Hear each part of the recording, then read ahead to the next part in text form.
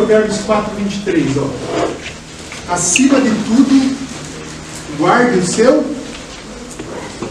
coração, pois dele depende toda a sua vida. Olha que interessante esse texto, gente. Olha o que ele está falando. Acima de tudo que você precisa guardar, guarde o teu coração. Tem uma versão que vai dizer assim, porque ele vai dirigir a sua vida. Consegue imaginar um coração dirigindo uma vida? Sabe o que esse texto está dizendo? Esse texto está me dizendo que o nosso coração é como, por exemplo, um automóvel, onde um intruso assume o controle dele. Imagine você ter um carro e um intruso assume o controle dele e leva ele para onde ele quiser. A Bíblia está dizendo que se você não guardar o teu coração, sentimentos ruins, sentimentos que não são bons, que não são saudáveis, eles vão acessar a sala de controle da tua vida. Eles vão acessar o volante das tuas emoções. E eles vão conduzir você, vão fazer você tomar decisões baseadas neles, mas decisões que você não gostaria de tomar. Quem está me entendendo, diga amém. Amém. Olha que interessante. Acima de tudo, guarda o seu coração, porque ele vai dirigir a sua vida. A Bíblia, ela está repleta de histórias de homens que não guardaram o seu coração. E alguns sentimentos entraram dentro da sua alma e fizeram ele tomar decisões, fizeram eles tomarem decisões que geraram grandes consequências na sua vida. E eu queria rapidamente contar 3 histórias para vocês. A primeira história, ela está lá no livro de Gênesis capítulo 4, não precisa você abrir, mas presta bem atenção no que eu vou falar para você. É a história de Caim e Abel. Quem já ouviu a história de Caim e Abel? A Bíblia diz que Caim, ele era lavrador, e ele era o irmão mais velho de Abel. E Abel, por sua vez, ele era um pastor de ovelhas. Abel era pastor de ovelhas. Enquanto Caim cuidava do plantio e da colheita, Abel cuidava das ovelhas e do rebanho. Certo dia, Caim, o filho mais velho, olhe para mim aqui, gente. Certo dia, o filho mais velho resolveu dar uma oferta ao Senhor. A Bíblia diz que ele do seu plantio, da sua lavoura, ele olhou alguma coisa e falou: isso aqui eu vou oferecer ao Senhor. E ele ofereceu ao Senhor. Mas Abel, que era pastor, ele não pegou alguma coisa. A Bíblia diz que ele foi na primeira cria das suas ovelhas. E ele pegou o animal mais gordo, mais bonito, o mais bem tratado. E ele levou esse animal e ofereceu ao Senhor. A Bíblia diz que Deus olhou as 2 ofertas. Ele recebeu a de Abel, mas não recebeu a de Caim. A Bíblia diz que Deus aceitou Abel e a sua oferta, mas não aceitou, ele rejeitou Caim e a sua oferta, diz a Bíblia. Ele rejeitou Caim e a sua oferta. A Bíblia diz que isso gerou uma coisa no coração de Caim. A Bíblia diz que o seu rosto mudou na hora, o seu semblante mudou na hora, ele ficou irritado. Naquele momento, um sentimento entrou no volante do seu coração. Quem está me entendendo, diga amém. Amém. Naquela hora, um sentimento entrou no volante do seu coração. E ele começou a respirar, a pensar, ele começou a ficar irado, e ele começou a entender que o motivo de Deus ter rejeitado ele e a sua oferta não foi ele dar qualquer coisa para Deus, mas foi o seu irmão. Ele começou a pensar que se o meu irmão não estivesse aqui, talvez Deus, e aquilo foi ganhando força dentro do coração dele, e esse sentimento foi dirigindo ele para um caminho que era muito mau. A Bíblia diz que certo dia ele levou o seu irmão no campo E estando lá no campo, ele matou o seu irmão. E irado, ele matou o seu irmão. Ele matou. A inveja entrou no coração e ele matou o seu irmão irado. Essa é a primeira história. A segunda história é a história de um rei chamado Saul. Saul foi o primeiro rei de Israel. O primeiro rei de Israel. Só que Saul, durante o seu reinado, ele ficou com o seu coração duro para a vontade de Deus. Duro para a vontade de Deus, mas mole para sentimentos que entraram e assumiram o volante da sua vida. De tal maneira, Fabrício, que ele começou a gostar mais da sua posição do que de fazer o que Deus gostaria que ele fizesse, porque ele notou ele como rei para ser uma extensão do governo de Deus. Mas ele gostou desse negócio de mandar em pessoa, de comer tudo do bom e do melhor, de ele falar sim, todo mundo sim, se ele falar de pé, todo mundo de pé, ele falar abaixado, todo mundo abaixado. Ele gostou desse negócio, ele se sentiu poderoso. E essas coisas foram fazendo com que Deus também fosse rejeitando Saul como rei. Essas coisas foram rejeitando Saul como rei. Deus foi rejeitando ele. E Deus escolheu um outro rei no seu lugar, que se chamava Davi. Quando Saul descobriu que Deus escolheu outro para reinar no seu lugar, ele não guardou seu coração. Um sentimento de ódio entrou dentro dele. E ele começou a ter raiva de Davi.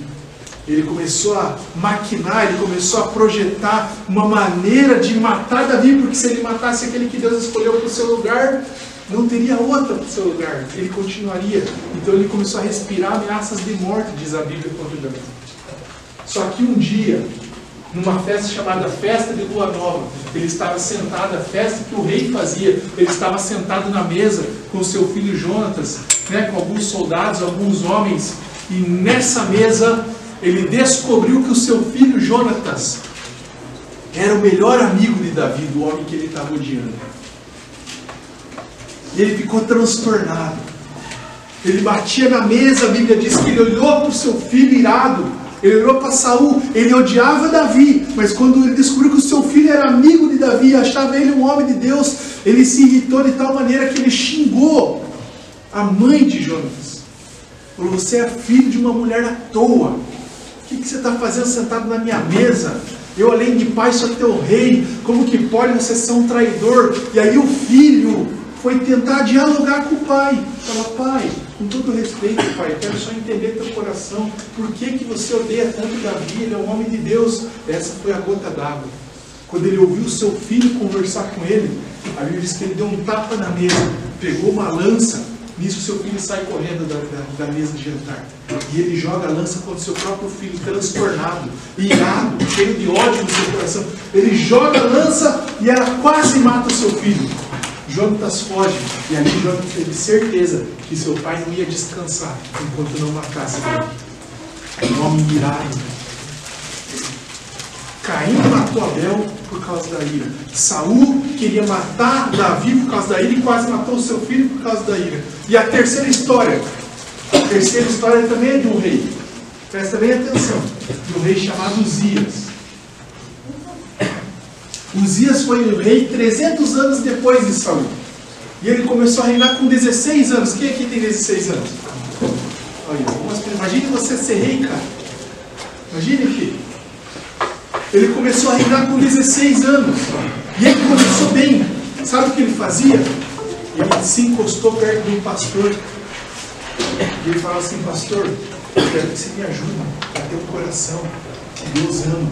Porque se eu for reto aos olhos de Deus, o meu reinado vai agradar o coração dele. E eu nunca vou ser igual foi Saul. Olha que sabedoria dele.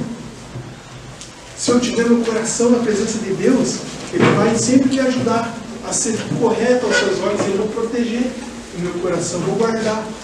E aí com 16 anos ele reinou 52 anos. Quando ele já estava adulto, velho, amadurecido, ele olhou para trás todos esses anos e começou a ver tudo o que ele fez.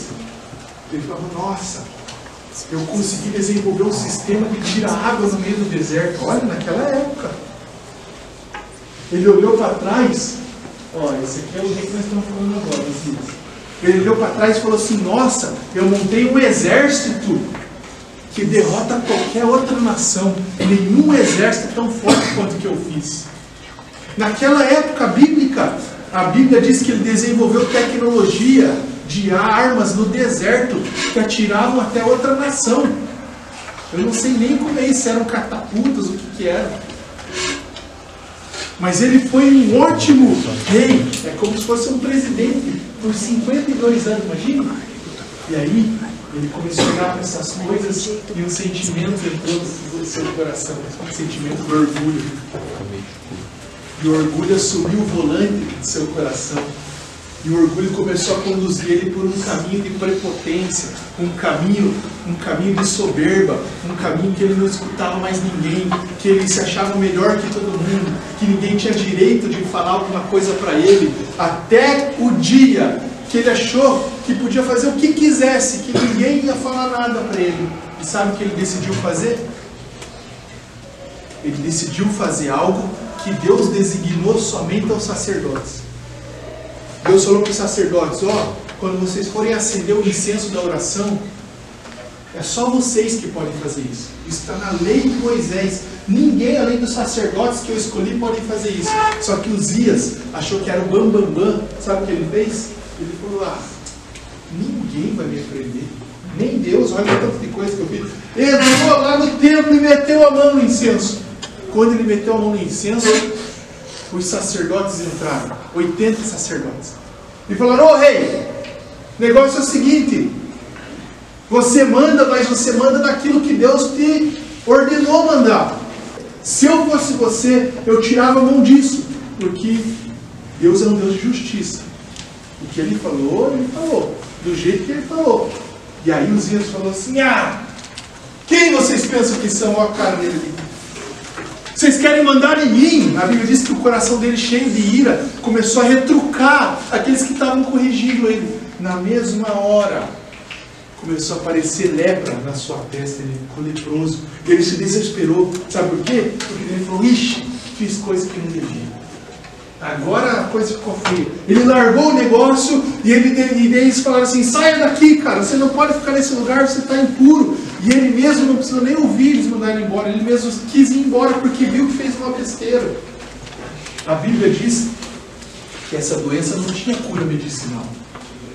Então, a partir dali, ele viveu longe do templo de Deus, nunca mais entrou. Ele viveu sozinho numa casa, sem a sua família, porque essa doença era contagiosa. E ali ele passou o resto dos seus dias até morrer. Olha para onde o orgulho levou ele, fez ele desenvolver uma ira, e a ira fez com que ele tivesse um final de história péssimo. Eu contei para você 3 histórias. A primeira de Caim, que matou seu irmão Abel.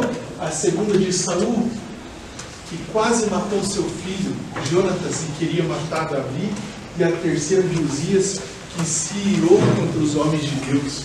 3 histórias de 3 homens que fracassaram pelo mesmo motivo. Qual é o motivo? Ira. O motivo da queda deles foi um sentimento, uma emoção chamada ira. E é sobre isso que eu quero falar com você. É sobre ira que eu quero falar com você. Se esse sentimento levou esses homens a uma consequência dessas, é muito importante que desde cedo a gente aprenda a lidar com ele, porque a ira é muito perigosa. Alguém certa vez disse que o inteligente é aquele que aprende com seus próprios erros, mas o sábio é aquele que aprende com o erro dos outros. Então nessa manhã eu gostaria de olhar para a vida desses homens e aprender sobre a gravidade da ira e como a gente deve lidar com ela. Amém? Então a primeira coisa que eu quero falar para você é o que é ira. O que é ira? Se a ira é algo tão perigoso assim, nós precisamos definir ela. Nós precisamos entender o que é ira. Ó, a ira é um sentimento de raiva que surge em nosso coração com pretensão de causar dano ou ofender alguém. É uma, entre aspas, raiva elevada. A ira pode ser passageira ou prolongada e geralmente se manifesta em comportamento agressivo. Ou seja, resumindo, a ira é um sentimento de raiva que ficou grande dentro do meu coração e que ela vai ser manifestada, ela vai externalizar com violência, com agressão. O irado ele vai querer causar dano ou ofender alguém. Isso é ira. Isso é ira. Mas eu tenho a minha própria definição de ira. Bernardo, a minha definição de ira é que a ira é o sopro, o vento que apaga a vela da nossa consciência.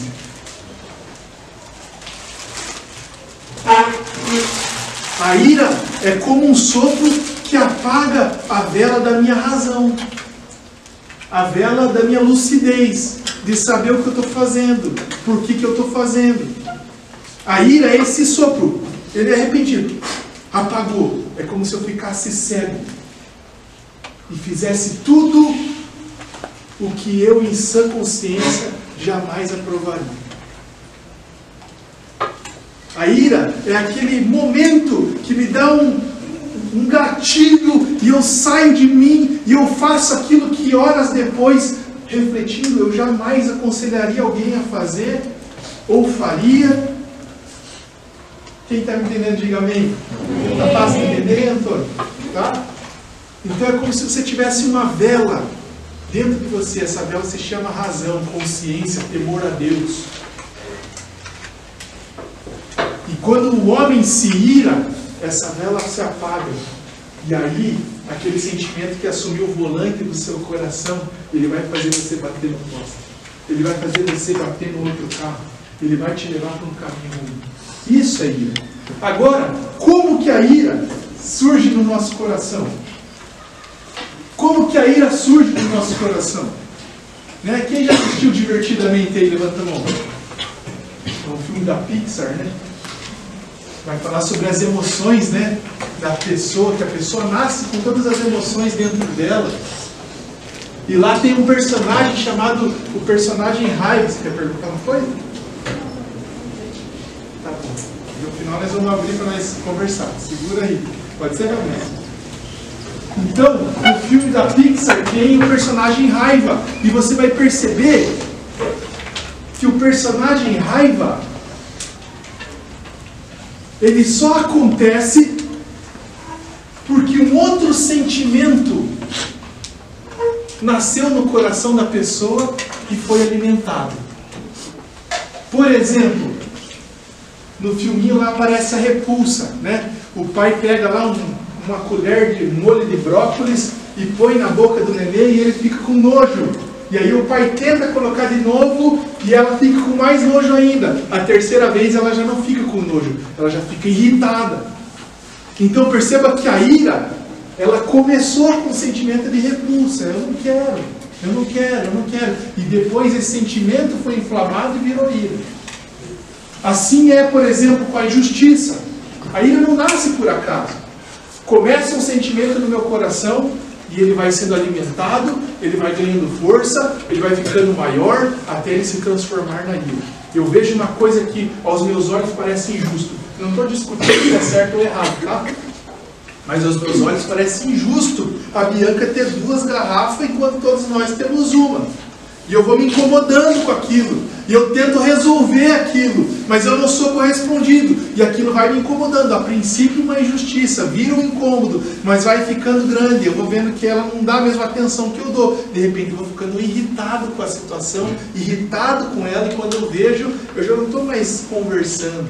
Eu já estou tendo atitudes agressivas. De ofensa. Quem está me entendendo? Amém? Amém? Então a ira, ela nasce porque antes o coração concebeu e fortaleceu, alimentou um sentimento ruim. Né? A inveja, a mesma coisa. Mas eu vejo alguém ali, o cara é melhor do que eu em alguma coisa, eu não sei lidar muito bem com aquilo, eu fico desconfortável, quando ele faz eu faço junto, e as pessoas olham para ele de um jeito e olham diferente para mim, e Deus já olha diferente para ele, e aí eu não consigo lidar com aquilo, daqui a pouco está sendo insuportável para mim estar perto dele, e isso vai virando outro sentimento, até que daqui a pouco eu já estou olhando com raiva para ele. Então a ira, ela nunca nasce do nada.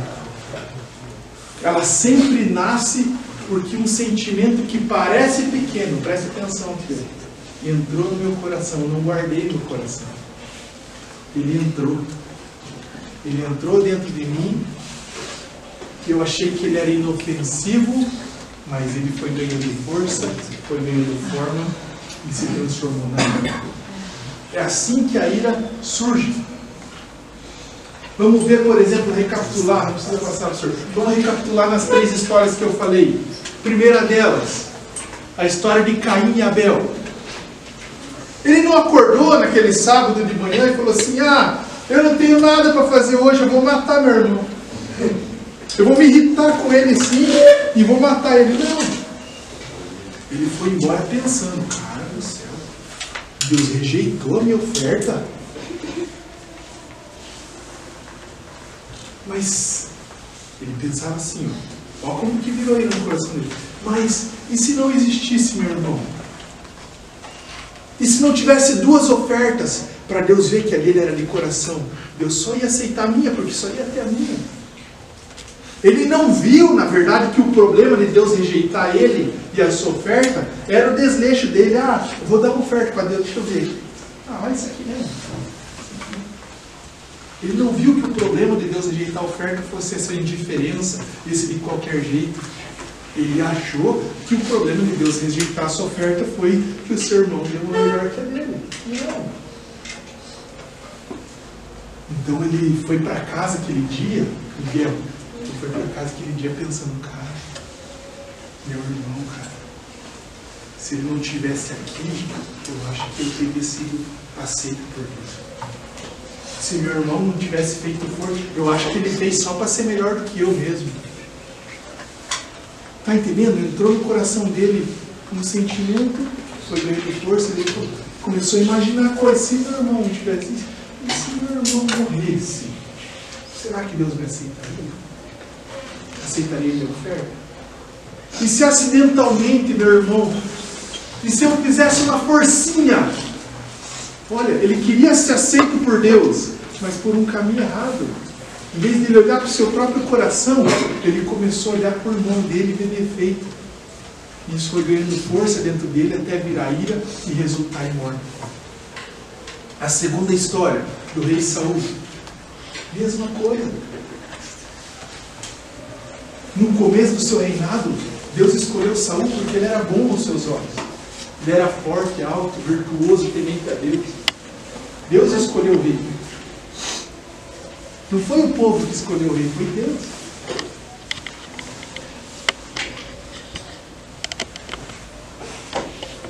Ele começou bem, só que quando ele descobriu que Deus havia escolhido outro em seu lugar, ele viu ameaçado os seus privilégios. Cara, mas se eu deixar de ser rei, eu vou perder o ar-condicionado no meu castelo. Se eu deixar de ser rei, eu vou deixar de comer as coisas gostosas a hora que eu quero, sem ninguém falar para mim que eu não posso. Se eu deixar de ser rei, os meus filhos vão parar de estudar na melhor escola. Se eu deixar de ser rei, eu vou passar na rua, as pessoas não vão mais fazer assim para mim. As pessoas vão olhar, se eu deixar de ser rei, eu vou ter que entrar na fila do supermercado, igual todo mundo. Não, cara, é ruim demais não ser rei. E eu estou disposto a fazer qualquer coisa para não perder isso. Começou com um sentimento de vaidade. Está entendendo? Começou com... Ele não vigiou no seu coração, ele não guardou seu coração. Entrou um sentimento de vaidade. Entrou um sentimento... Cara, estou me sentindo ameaçado. Virou medo. Medo de perder o reinado. Você entendeu? Começa com sentimento, vai ganhando força. Vai ganhando força. Daqui a pouco ele, cara, estou com medo, eu tenho que fazer alguma coisa, vou matar Davi. Só que o medo O medo atingiu a sua evolução maior. Sabe aqueles desenhos? Hã? Quem lembra aí do Dragon Ball que tinha o Freeza lá? Lembra? Quem lembra? Levanta a mão aí. Não começa. Né? O Freeza era desse tamanho, não era? Desse tamanho, mirradinho, malvado. O coração dele era grande de maldade, só que ele era pequenininho. Aí ele foi lutar com o Goku assim e perdeu. Aí ele virou a segunda forma dele. Aí ele virou a terceira. Ele virou a quarta. Ele virou a quinta, que não era tão grande, mas era tão poderosa e ameaçadora. A ira é esse último estágio do sentimento ruim. Tem coisa que parece inofensiva, mas ela vai ganhando estágios dentro de nós. Começou com vaidade no coração de Saul. Começou com ameaça no coração de Saul. De repente virou a sua última forma, a ira. Transtornado. Xingou a esposa, tentou matar o filho e falou, vou matar Davi. Quem matar Davi ganha um prêmio. Perseguiu Davi um monte de vezes. Ira. Como que surgiu? Uzias a mesma coisa. Era um rei tão poderoso, ninguém entrou nesse coração. Quando que virou ira? Quando ele não aceitou mais ser corrigido. Ele não aceitou mais ser repreendido. Ele ficou desacostumado com o certo. Ninguém mais pode me corrigir. Ninguém mais pode me repreender. É uma barbaridade alguém falar alguma coisa para mim. E aí, quando ele ouviu uma repreensão, ele ficou ofendido. Ele se sentiu como se tivesse em pecado contra ele. E aí, inaceitável, inadmissível para ele, Ciro. Quero perguntar uma coisa para você, presta bem atenção. Talvez você não tenha inveja no teu coração como tinha Caim. Talvez você não tenha vaidade ou medo como tinha Saul. Talvez você não tenha, na verdade, dificuldade de ser corrigido como tinha Uzias. Mas você e eu somos criaturas de Deus sujeitas ao pecado igual esses três homens. E eu quero perguntar uma coisa para você. Existe algum sentimento que quando entra no teu coração, ele rapidamente atinge a sua forma final e faz você ficar irritado facilmente? Pensa aí, você tem 10 segundos para pensar, não precisa falar, só pensar. Existe alguma coisa que você não suporta ouvir ou ver, que te faz ficar irritado? Pastor, não consigo pensar, vou te ajudar. Que faz você gritar com seus pais. Que faz você xingar alguém. Que faz você chutar o seu colega. Existe alguma coisa que faz isso? Ah, pastor, não estou lembrando ainda. Então tá bom. Ouvi um apelido. Faz você ficar ofendido. Só que aí você vai ouvindo. De repente você fica irado. Ouvir alguém te corrigir, como Uzias. Não faz isso, não faz isso, não faz isso. De repente você, cala a boca. Ouvir uma repreensão e vir uma ordem das autoridades. As autoridades religiosas eram autoridades religiosas sobre o rei. Ele era rei, mas eles eram sacerdotes. Cada um era autoridade designada por Deus. Eles falaram, não faça isso. Ele não suportou ouvir a autoridade. Você é alguém que se irrita quando escuta a autoridade. Escuta um professor dentro de uma sala, começa a dizer, quieto, agora não mexe no celular. Você no teu coração se irrita e xinga o professor no teu coração. Você não externaliza, você não fala, mas no teu coração você xinga ele, você fala palavrão no teu coração. A Bíblia diz em Mateus que Jesus, ele considerou o teu xingamento. A Bíblia diz, Jesus considerou o teu xingamento igual se você tivesse externalizado. Existe algum sentimento? Quem conseguiu identificar alguma coisa, levanta a mão. Todo mundo, hein? Então olha para mim aqui, ó. Se você sabe o que te irrita, olha para mim aqui, filho. Se você sabe o que te irrita, quero pedir uma coisa para você como homem de Deus. Não olhe para isso a partir de hoje como uma coisa normal. Não olhe para isso a partir de hoje como uma coisa assim, eu sou assim, esse é meu jeito, eu vou viver com isso. Não. Sabe por quê? Porque essas 3 histórias comprovaram para nós na Bíblia que a ira só tem um destino, o mal. Que a ira só vai te levar para um lugar, o lugar mau. Quer ver para onde a ira vai te levar? Você muda para mim, por favor, ali, pastor. Para onde a ira vai me levar? Para onde a ira vai te levar? Olha o que diz Provérbios 14, 17. Se você se ira facilmente, escuta o que Deus diz sobre isso. Não sou eu que estou falando, não é teu amigo, é Deus, cara. Olha o que Deus diz, ó. Quem facilmente se ira fará doidices. Cara, já viu alguma coisa que você falou, cara, quem faz isso? Só um doido pode fazer isso. Não. Uma pessoa consciente, porém irada, pode fazer a mesma coisa que um doido. Olha o que o livro de Salmo 37 diz. Evite a ira e rejeite a fúria. Não se irrite. Isso só leva ao... Para onde que leva? Cara do céu, isso é muito sério, cara. Se irritar só te leva a uma coisa: doidice e mal. Eu tentei, enquanto estava falando aqui, lembrar de histórias da minha adolescência que eu fiquei irado. E eu só consegui lembrar uma, que foi no dia da minha conversão. Antes dela acontecer. Eu me converti à noite e de dia eu discuti com os meus pais. Eu discuti com os meus pais, eu fiquei tão transtornado, tão irritado, que eu dei um soco no guarda-roupa, cara. E o guarda-roupa quebrou e caiu no chão. Eu tinha 17 anos.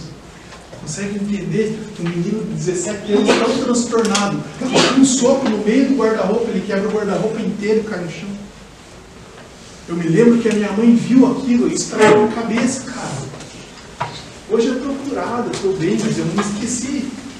A minha mãe viu aquele guarda-roupa caindo no chão, olhou para o meu rosto assim, ó. E ela sempre me corrigia, me batia. Nesse dia, ela me viu tão transtornado, tão irado. Acho que ela viu a minha feição de doido, de malvado, que ela falou: vou chamar o seu pai. E o meu pai veio para trocar soco comigo, cara. Meu pai veio para me conter. E aí, antes do meu pai chegar, eu fechei a porta do meu quarto, cara. E a primeira coisa que veio no meu coração foi: o que eu estou fazendo com a minha família? Por que eu estou sendo um filho assim, cara? E o motivo eu nem me lembro, cara. Mas com certeza um motivo bem significante. Deve ter sido alguma camisa que eu gostava, que não estava bem. Alguém mexeu no meu guarda-roupa e pegou alguma coisa. Mas eu fiz uma coisa, cara, mal. Eu fiz uma coisa má. Olha o que diz aqui em Provérbios 27:3, ó. A pedra é pesada e a areia também, espessa, né? Porém, a ira do insensato é mais pesada do que antes. Sabe o que esse texto está dizendo? Quem aqui já carregou carrinho de pedra aí? Levanta a mão. Carrinho de areia, já carregou? Eu também, fiz muito isso para ajudar meu pai. Cara, esse texto está dizendo que assim como é pesado, está dizendo que é mais pesado ainda do que carregar um carrinho de pedra e de areia, é mais pesado a consciência de alguém que fez alguma coisa irritável. Cara do céu, por quê? Porque a ira, ela vai te fazer coisas que você não vai apagar com uma borracha, que você vai conviver com elas na sua memória. Você está me entendendo? Eu lembro dessas coisas que eu fiz e eu hoje lamento, cara. Eu pedi perdão para minha mãe, claro. Né? Depois eu me converti, eu procurei ser um filho de Jesus dentro da minha casa. Mas e se eu tivesse feito pior? E se esse soco não fosse no guarda-roupa? Se esse soco fosse na mãe? E esse soco fosse na irmã que viesse tentar me acalmar igual o Jonas fez com Saul? E se eu não tivesse fechado a porta e o meu pai viesse? E se eu tivesse agredido o meu pai? Você entende que seria pesado? Seria pesado conviver com essa lembrança? Quem está entendendo diz amém? Amém. Cara, você consegue lembrar de alguma coisa que você fez irritado e que você hoje lamenta? Consegue? Cara, porque ó, a pedra é pesada, a areia expressa, porém a ira é mais pesada do que ambos. Por quê? Porque ela vai te fazer conviver com lembranças pesadas. Vou te dar um exemplo da primeira história. Caim. Imagine você viver o resto da sua vida com a lembrança de você matando o seu irmão, cara. Quem tem irmão diz amém aí. Imagine você carregar a lembrança. Que peso, cara. Que pesado é isso. A consciência é pesada. Cara, eu matei meu irmão. Cara, eu dei um soco na cara do meu irmão. Eu olhei no olho do meu irmão e falei, eu te odeio. Você vai pro inferno. Eu xinguei minha mãe, eu olhei no olho da minha mãe e xinguei ela.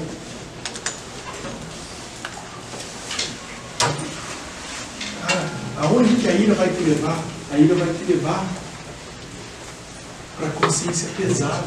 E você não pode voltar atrás e mudar isso. Isso não pode. Isso que ela fez com Caim. O que ela fez com Saul? Mesma coisa. Imagine se pega a lança do seu filho. Como que ele vai depois dizer para a mulher que não foi o que ele quis dizer? Filho de uma mulher da tua. Não, eu não quis te chamar de mulher da tua. Como que ele vai conviver com isso? Olha o que ela fez com Uzias, cara. Só levou ele para o mal. Olha o que aconteceu com Uzias. Nunca mais ele podia entrar no templo, porque ele viveu longe da sua família. Por quê? Porque não podia. Vai contagiar a esposa, os filhos. A ira faz isso com as pessoas, faz elas se afastarem de você. Quantas famílias, presta atenção aqui, ó. Quantas famílias estão separadas, ressentidas um com o outro, porque alguém teve por um momento a vela da sua consciência apagada e falou uma coisa que não queria, fez uma coisa que não queria. Eu sou pastor, gente, às vezes eu converso com adulto e eles falam assim, se eu pudesse, não fala, pastor, voltar atrás. Porque a ira só leva para o mal. A ira só faz eu ter consciência pesada, só faz eu cometer coisas que não precisa. Então a gente já viu o que é a ira, como ela surge, começa com o sentimento que ganha força e vira ira, e para onde ela vai me levar? Ela vai me levar para fazer uma coisa que eu certamente não gostaria de fazer. Entendeu, pastor, só para me entender lá. Você consegue entender? Você consegue, meu bem, por favor? Lá no próximo. Isso. Vem para frente. Para frente, mais um. Não? Vai mais um para frente, por favor.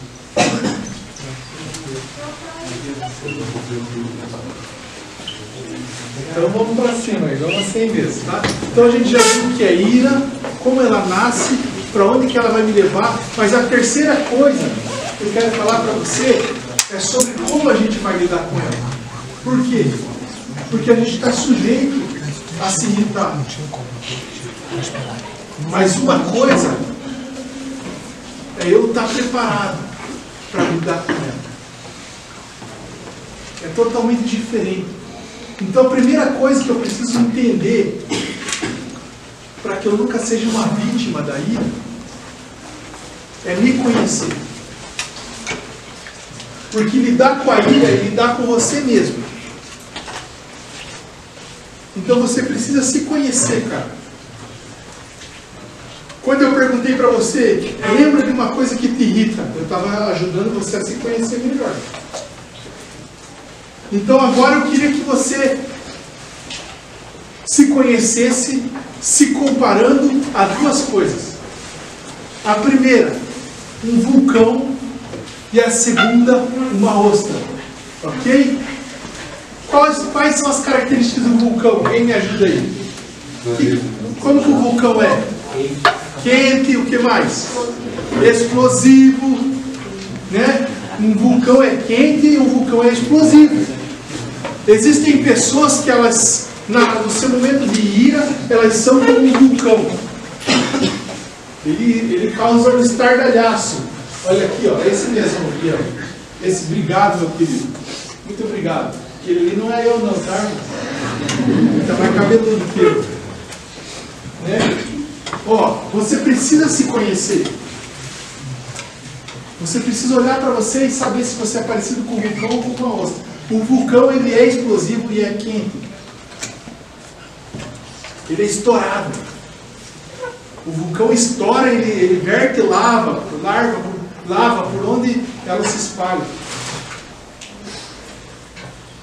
Será que quando você se irrita, você parece com o vulcão?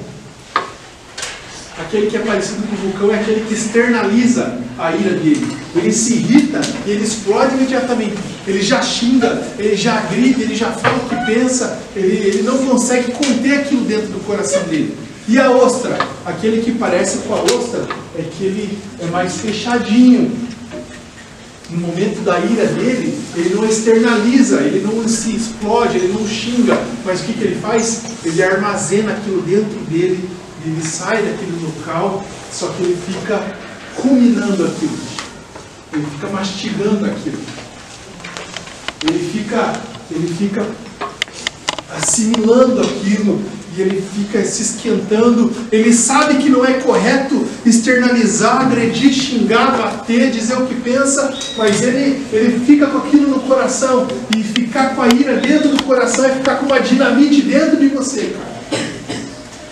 E essas pessoas, elas não externalizam, elas internalizam. Então, elas convivem com aquilo, às vezes, muito tempo dentro dela. Só que vai chegar um momento que esse copinho vai encher d'água e que a próxima gotinha nele vai derramar. E aí ele vai explodir também. Você se parece com o quê? Pensa aí um pouquinho. Você é mais parecido com o vulcão? Você já estoura na hora? Ou você se parece com a ostra, que você guarda no teu coração, fica triste, sai de perto da pessoa, se fecha? Pensa aí, medita aí. Identificou com o que você parece?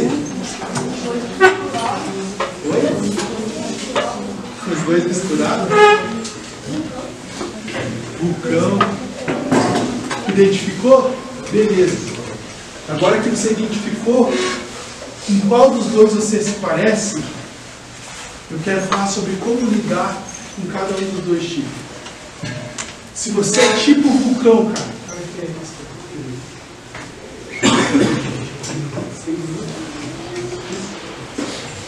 Se você é tipo vulcão, você é um estouradão. Você é estouradona. Você vai verter lá agora, daqui a pouco. Então você precisa saber como lidar com o seu jeito. Lembra que eu falei que a ira é como o fogo da vela que é apagado? A ira é o sopro que apaga o fogo da vela? Se você é estouradão, você está percebendo que naquele momento, né, se você é irritado, externaliza isso com violência, você já percebe que a tua vela apaga rapidinho. Sim ou não? Então o que eu preciso fazer, pastor? Se eu percebi que a minha vela está se apagando, que daqui a pouco eu vou estourar, você precisa correr. Presta atenção aqui, gente. Estou te dando um segredo. Você precisa correr imediatamente para um lugar onde essa chama vai ser conservada acesa. Você não pode ficar no lugar onde o vento está soprando e vai apagar a tua vela, porque daqui a pouco você vai ser vulcão, você vai estourar. Você precisa, na hora, sair e se refugiar num lugar onde vai conservar o seu fogo aceso. Você precisa ir para um lugar onde você possa estourar seguramente, onde você não vai fazer nada que você vai se arrepender depois. Quem está me entendendo? Você precisa ir para um lugar, mas pastor, mas eu sou vulcão, pastor, tem que sair dentro de mim isso. Tem que sair de dentro de mim isso, agora eu não estou bem, eu não quero, agora não dá, tem que sair. Então se tem que sair, você tem que pôr um lugar onde você possa dar vazão a isso, sem ferir outras pessoas e construir consciências pesadas para você. Que lugar que é esse, pastor? Esse lugar é em Jesus Cristo. A questão não é estourar, a questão é em quem eu vou despejar isso. A questão não é estourar, a questão é aonde vai respingar isso. Uma coisa é eu estourar e respingar no Fabrício. A outra coisa é eu me ajoelhar, estourar e respingar em Jesus na cruz. Lá na cruz de Jesus. Quem está entendendo diz amém? Uma coisa é eu mostrar o meu coração irado e violento para Bianca, para o Lincoln. Outra coisa é eu conversar sobre o meu coração irado e violento para quem já conhece esse coração. A Bíblia diz no livro de Jeremias que Deus conhece e esquadrinha os corações. Ele diz que o coração é enganoso, mais enganoso que o diabo até. Por quê? Porque o diabo você já espera o mal, mas de você mesmo você não espera. Só que Deus conhece e esquadrinha os corações. Ele vê o que está dentro de você, ele já sabe, cara. E aí você se ajoelha e você às vezes quer estourar na frente das pessoas, você não quer, né? Você também está preocupado, mas você não quer mostrar fraqueza, você não quer mostrar, né, contradição, e você às vezes é violento, mas na verdade o que você quer fazer, cara, é sentar e chorar. O que você quer fazer, na verdade, é sentar e lamentar porque aquilo está acontecendo. Na frente dos outros, o bullying, aí você é violento. Mas você só está sendo violento porque a ira é o resultado da tristeza que começou em você. Então é mais fácil eu resolver a tristeza para ir embora do que eu externalizar essa ira para alguém. Então eu chego aos pés de Jesus Cristo e eu derramo o meu vulcão nele, cara. Eu falo com Jesus mesmo, Senhor, estou muito irritado. Eu sou assim. Eu tenho vontade de bater naquela pessoa. Eu tenho vontade de xingar aquela pessoa, Senhor. Eu sei que o Senhor não quer, mas olha esse vulcão fervendo. E aí, Jesus é um Deus pessoal, real, presente. Sabe o que Ele faz? É como se Ele derramasse um copo de água fresca sobre a minha cabeça. E Ele refrigera o meu coração, cara. Sabe o que acontece, Miguel? Eu me levanto da oração e aquilo que me fez eu me irritar não resolveu. Aquele carinha que vive me xingando, fazendo bullying comigo, ele continua fazendo igual. Mas então o que mudou, pastor? Mudou o vulcão dentro de mim.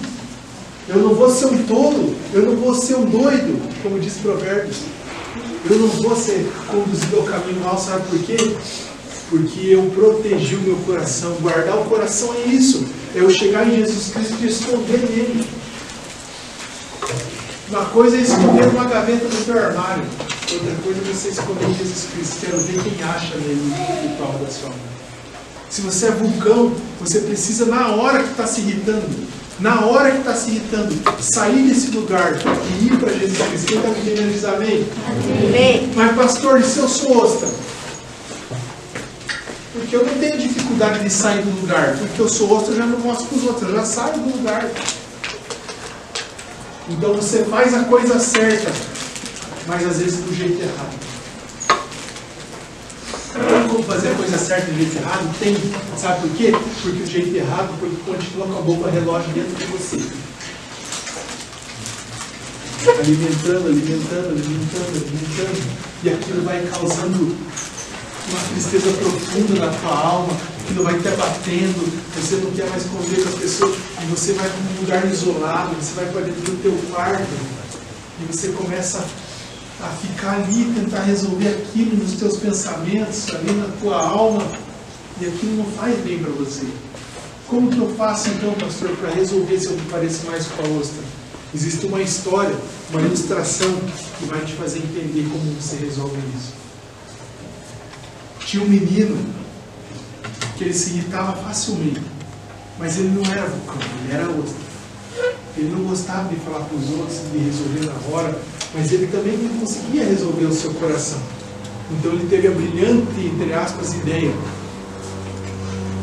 E toda vez que se irritar, chegar no teu quarto e dar vazão para a sua ira, pregando um prego na porta do seu quarto. Se ele tivesse muito irritado, ele ia lá e pregava 5 pregos, Miguel. Se ele tivesse irritado, mas não como antes, ele pregava 3. E assim ele comprou um saco de prego e aqueles pregos foram se consumindo. 5 numa semana, 4 na outra, 2 na outra, 4 na outra. E ele percebeu que as semanas foram passando e ele já não estava mais irritado como antes. Que essa, entre aspas, terapia estava funcionando para ele. Só que a porta do quarto dele ficou feia. Tudo cheio de prego, vou tirar essas pregos aqui no quarto. E ele foi tirar os seus pregos. E ele removeu um de cada vez.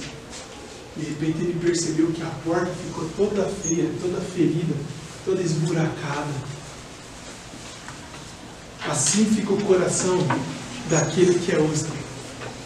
Assim fica o coração daquele que não resolve, mas armazena no seu coração e fala: eu não vou resolver, eu não vou externalizar, mas eu não vou resolver. Faz o seguinte, eu vou colocar um prego dentro de mim mais hoje, mais um amanhã, mais 5 depois de amanhã. E quando você resolver tirar esses pregos, vai estar com o coração ferido, machucado.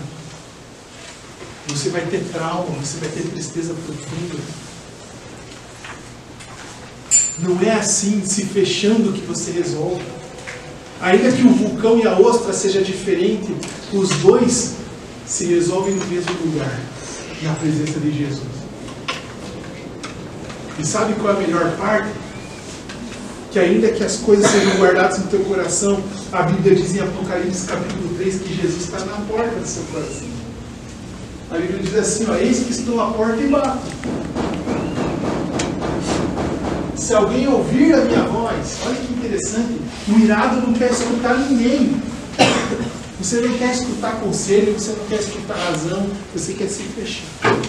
E aí Jesus fala: eu estou na porta do coração. Se alguém conseguir me ouvir essa barulheira que está dentro de você e abrir a porta, eu vou entrar na tua casa. Eu vou sentar na mesma mesa que você. Olha que legal. Eu vou comer com você.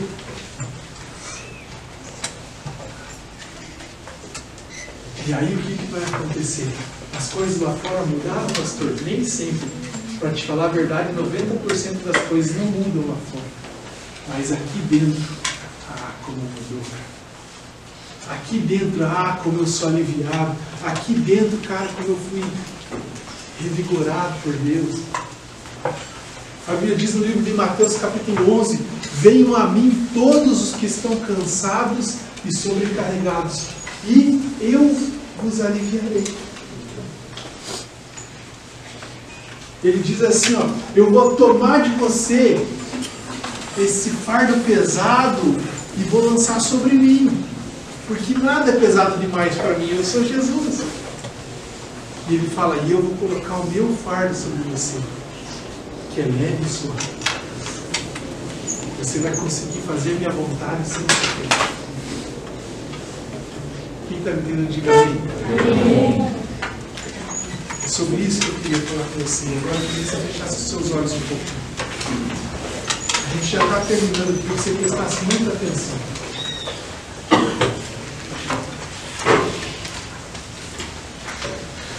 Vamos jogar fora. Feche seus olhos, feche os olhos. Isso. Vamos entrar na presença de Deus. A presença de Deus é um lugar santo, um lugar real.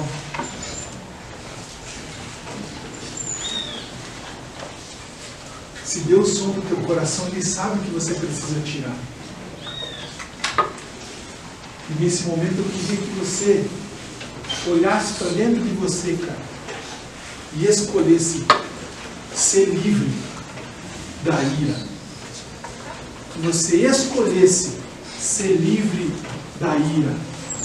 Se você tem raiva de alguém agora, de uma pessoa da escola, do irmão do Joade, do irmão da igreja, de um familiar teu, de um parente, Se você tem raiva do teu pai, cara, se você tem raiva da tua mãe, agora eu quero te dizer, Jesus está com as mãos estendidas para você, dizendo assim, ó, coloca na minha mão, dá para mim isso daí. Eu quero te fazer viver bem. Eu quero teu coração saudável, não cheio de buraco. Eu quero cuidar de você. Eu quero trazer paz para o teu coração.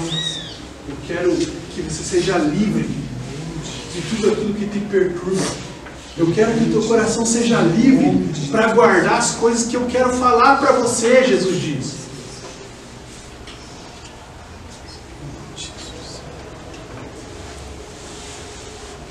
Quando o teu celular está com a memória esgotada, o que você faz? Você apaga os aplicativos mais porcaria que você tem. Quando o teu celular está com a memória cheia, o que você faz? Você apaga as fotos pior que você tem, porque você precisa ter espaço para as fotos boas que vai vir, cara. Então agora, eu queria que você olhasse para o teu coração e desse para Jesus aquilo que está ocupando memória, que precisa sair de dentro de você. Porque Jesus tem coisa boa para a tua vida a partir de hoje nessa área. Ele vai te ajudar a não se ofender mais facilmente com algumas coisas. Eu quero orar por você. Quero orar por ele? Não. Feche seus olhos aí e fala com Jesus, porque eu não posso ver a tua coração, mas Jesus pode. Senhor, em nome de Jesus, meu Deus, o Senhor olha para cada coração nosso, meu Deus, em nome de Jesus. E se existe, meu Deus, alguma coisa no meu coração, no coração deles, meu Deus amado, que facilmente, meu Deus amado, ganha força dentro de nós e faz a gente ser violento, faz a gente entristecer o seu espírito, faz a gente ofender pessoas que a gente ama, faz a gente humilhar pessoas, faz a gente desejar o mal para algumas pessoas. Senhor, em nome de Jesus, que o Senhor venha tirar isso de dentro de nós. Nós escolhemos, meu Deus amado, ser livres dessas coisas. Nós escolhemos, meu Deus querido, ser libertado em nome de Jesus dessas coisas. Aquilo que é agradável, nós escolhemos pedir ao Senhor, meu Deus amado, vem do Senhor, que tire do nosso coração todo sentimento, meu Deus amado, parecido com o de Caim. Nós os abençoamos, Senhor amado, e que toda maldição seja quebrada. Que sente inveja de alguém que é melhor do que nós em algumas coisas. Senhor amado, que de alguma maneira, sente necessidade, meu Deus amado, de machucar alguém, meu Deus amado, porque essa pessoa brilha em seja alguma quebrado, área, Senhor amado, derrubado, Senhor amado, retirado, Pai. Que a gente sente, meu Deus amado, Jesus, um desejo de prejudicar alguém, Senhor amado, pessoas felizes, Senhor amado, abençoadas, Pai. Senhor, benditas, Senhor amado, sobre a terra, Pai, em nome de Jesus, Pai amado. Em nome de Jesus. Meu Deus amado, alguém aqui entristecido, magoado com o pai, com a mãe, com o irmão, meu Deus amado, com o tio, e deseja, meu Deus amado, o pior para essa pessoa, e deseja, meu Deus amado, até a morte de alguém. Senhor, deseja um mal profundo. Senhor amado, tem inveja. Senhor amado, não suporta a correção do pai, do professor.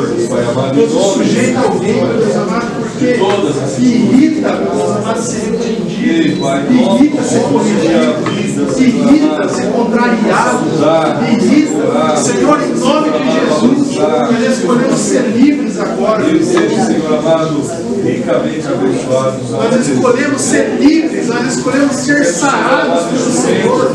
Nós escolhemos agora, meu Deus amado, Senhor amado, abençoados de Deus, Senhor amado, sobre a ser um vulcão domado pelo Senhor. Nós escolhemos não ferir mais as pessoas, meu Deus amado. Nós escolhemos ser, meu Deus amado, que o Senhor faça de cada um de nós aqui um canal de cura e refrigério, não de ofensa e memórias ruins. eles possam, Senhor amado, ser filhos de Deus, reino de Deus, abençoa cada um de nós.